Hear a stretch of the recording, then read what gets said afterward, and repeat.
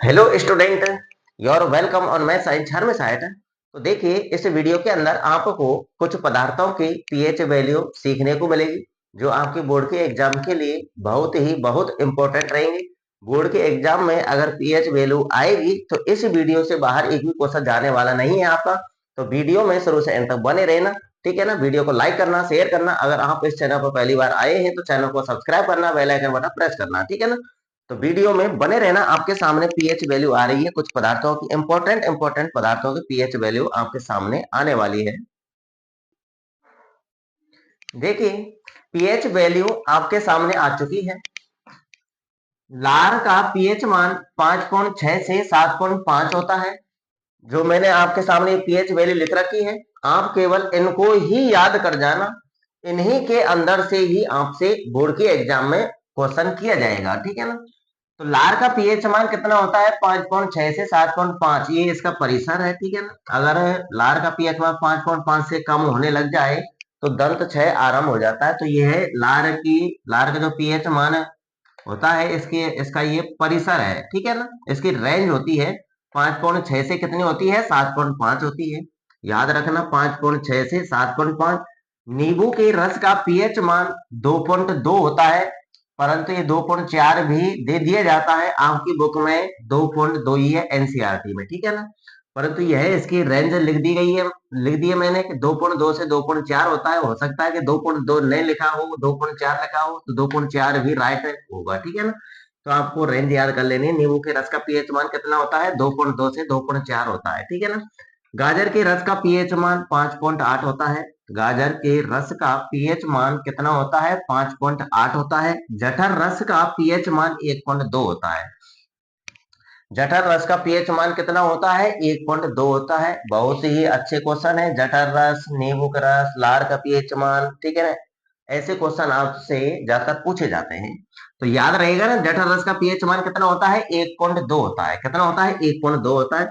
Coffee powder coffee powder का pH मान कितना होता है? तो देखिए, कॉफी पाउडर का पीएच मान जो होता है वो 4.5 से 6 के बीच होता है, ठीक है ना। 4.5 से लेकर के 6 तक होता है। कितना होता है? 4.5 से 6 तक। टमाटर के रस का पीएच मान कितना होता है? तो टमाटर के रस का पीएच मान 4.5 होता है। कितना होता है? 4.5। और इनको तो आप जानते ही हैं, जिनका पीएच मान 7 से कम होता है वो अम्लीय होते हैं। 7 से ज्यादा जिनका पीएच मान होता है वो क्षारीय होते हैं। और जिनका पीएच मान 7 होता है वो क्या होते हैं? उदासीन होते हैं, ठीक है ना, लवण होते हैं। तो टमाटर के रस का पीएच मान कितना होगा? 4.5 रहेगा। याद रहेगा ना, 4.5, ठीक है ना। अब देखिए, जो शुद्ध जल है और नमक है, शुद्ध जल और नमक, ठीक है, इन दोनों का पीएच मान साथ साथ होता है, ठीक है ना। अगर आपसे शुद्ध जल का पीएच मान पूछा जाए तो क्या बोलेंगे? 7। अगर आपसे नमक का पीएच मान पूछा जाए तो 7। नमक, ठीक है ना, जानते हैं ना, NaCl, सोडियम क्लोराइड। तो सोडियम क्लोराइड का पीएच मान कितना होता है? 7। अब देखिए, मानव का जो आंसू होता है और मानव का जो रक्त होता है, इन दोनों का पीएच मान समान होता है, 7.4। क्या होता है? 7.4 होता है। मानव के आंसू का पीएच मान भी 7.4 होगा और मानव के रक्त का पीएच मान भी क्या होगा? 7.4 होगा। यानी मानव का रक्त कैसा होता है? क्षारीय होता है, ठीक है ना। अम्लीय वर्षा का पीएच मान 5 होता है। अम्लीय वर्षा का पीएच मान कितना होता है? 5 होता है, ठीक है ना। ध्यान रखना, अम्लीय वर्षा का पीएच मान कितना होगा? 5 होगा।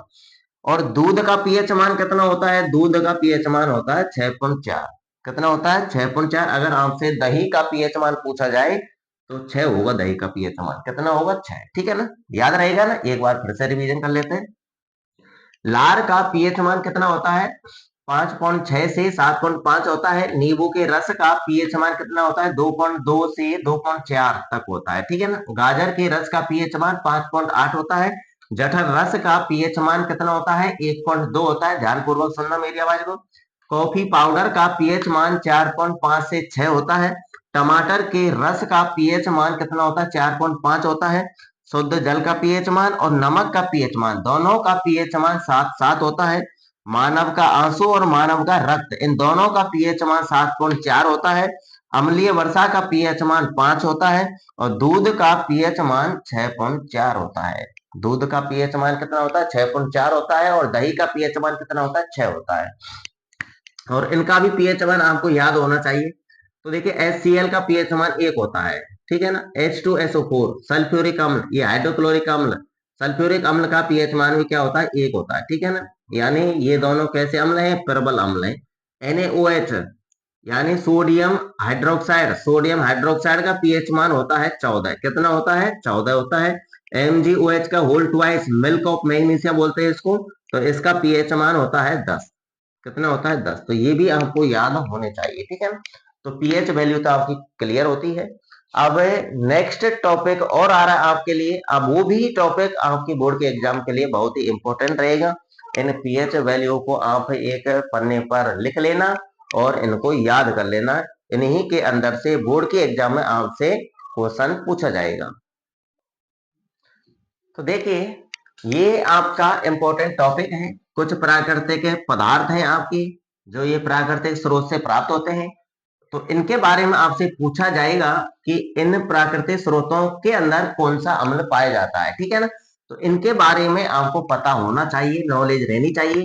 तो देखिए जो ये सिरका है, सिरका में एसिटिक अम्ल पाया जाता है। कौन सा अम्ल पाया जाता है? एसिटिक अम्ल। ये आपको याद होना है, सभी को याद कर लेना, बहुत ही इंपॉर्टेंट टॉपिक है आपके लिए परीक्षा की दृष्टि से। सिरका में कौन सा अम्ल पाया जाएगा? एसिटिक अम्ल पाया जाएगा।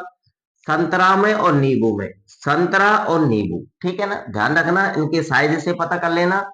संतरा और नींबू, ठीक है ना, ये बकल के अंदर होते हैं, संतरा और नींबू। इस प्रकार से आप अनुमान लगा सकते हैं, ठीक है। संतरा और नींबू को आप भली भांति जानते हैं। तो इन दोनों में सीट्रिक अम्ल पाया जाता है। कौन सा अम्ल पाया जाता है? सीट्रिक अम्ल। दोनों में सीट्रिक अम्ल पाया जाता है, याद कर लेना, संतरा में और नींबू में, ठीक है ना। इमली में टारटरिक अम्ल पाया जाता है। कौन सा? टारटरिक अम्ल पाया जाएगा इमली में। कौन सा अम्ल पाया जाएगा इमली में? टारटरिक अम्ल। और टमाटर में ऑक्सैलिक अम्ल पाया जाएगा। ऑक्सैलिक बोल लो चाहे ऑक्जेलिक बोल लो, ठीक है ना, ऑक्सैलिक अम्ल। और दही में आपका लैक्टिक अम्ल पाया जाएगा। दही में कौन सा अम्ल पाया जाएगा? लैक्टिक अम्ल। याद रहेगा ना। चींटी का डंक, नेटल का डंक और मधुमक्खी का डंक, डंक हैं आपके ये तीनों, ठीक है ना। एक चींटी का डंक है, एक नेटल का डंक है, एक है मधुमक्खी का डंक। इन तीनों डंकों में मेथेनोइक अम्ल पाया जाता है। कौन सा पाया जाता है? मेथेनोइक अम्ल, ठीक है ना। मेथेनोइक अम्ल, इसका दूसरा नाम है फॉर्मिक अम्ल। क्या है भैया? फॉर्मिक अम्ल, ठीक है ना, याद रखना। कंप्लीट होते हैं आपके ये टॉपिक। तो एक बार फिर से हम रिवीजन कर लेते हैं। सिरका में एसिटिक अम्ल पाया जाता है। संतरा और नींबू इन दोनों में सिट्रिक अम्ल पाया जाता है। इमली में टार्टरिक अम्ल पाया जाता है। टमाटर में ऑक्सैलिक अम्ल पाया जाता है। दही में लैक्टिक अम्ल पाया जाता है। चींटी का डंक, नेटल का डंक और मधुमक्खी का डंक, इन तीनों डंकों में मेथेनोइक अम्ल पाया जाता है, जिसका दूसरा नाम है फॉर्मिक अम्ल, ठीक है ना। तो आज के लिए इतना ही काफी, ठीक है ना। वीडियो को लाइक करना, शेयर करना और चैनल को सब्सक्राइब कर लेना, बेल आइकन बटन प्रेस कर लेना। और आपके नेक्स्ट में भी इंपॉर्टेंट वीडियो आपके लिए आती रहेंगी।